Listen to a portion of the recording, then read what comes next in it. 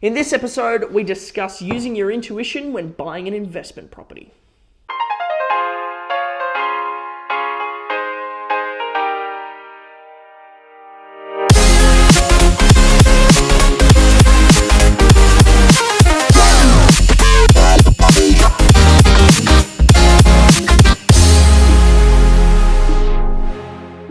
Hello and welcome to episode 14 of Real Estate TV. Really excited to bring you this one. In today's episode, I am going to be talking to you about using your intuition when you invest and what that means. So a lot of people ask me, what should I be looking out for when I invest? The simple answer to that is there's so many different ways that you can invest that there's no real answer, to be honest with you. But what I always say is use your intuition. So the things that I like to look out for when I'm investing in either property or anything really. So on the side, I actually do quite a lot of flipping of things from Facebook Marketplace and eBay and Gumtree and stuff like that. Some of them do well, some of them don't. It's less about the cash and more about the process of understanding different concepts like arbitrage and supply and demand. And to be honest with you, that's what I'm going to discuss right now. I think the most important thing you can do when buying an investment is look for arbitrage in an area where there is a good supply and demand ratio. So maybe a renovator's delight or something like that. Or one that I like is in some country towns, there's a really, really strong rental market, but there's not a strong buying market, which means you can buy at a cheap price and get a positively geared investment with some cash flow.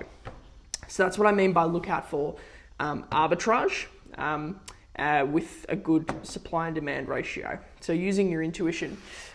If you do have options, for your investment in terms of if you're buying a block of land and building, that's where you really get to use your intuition. So a lot of people aren't sure whether it's worth going for the bigger oven and things like that. Personally, I think kitchens and bathrooms sell homes, and feeling of space sell homes as well. So if I was doing an investment, I would probably spec up 2.5 high ceilings. I would go for the bigger oven, and I would go for little touches like tiled shower bases. They may not necessarily get you any more money when you go to sell. Personally, I think they will, but I don't want to guarantee it. They might not get you any more money when you sell, but they are going to cut down on your days on market because someone might just walk in and be taken by the property. They just love it so much that they have to put down an offer, and you're saving holding costs. I mean, if you're on market for 90 days, you're paying off a mortgage over the 90-day period. So a quick sell is a good sell because you save on holding costs. And to be honest with you, I think those little 1%ers mean you can charge a little bit more as well. And the big ceilings just make the space feel so much bigger. So it's definitely worth it. And if you're looking at doing an investment, a renovation investment, again, using your intuition is a good idea. I think you need to work out how much you want to make off the flip.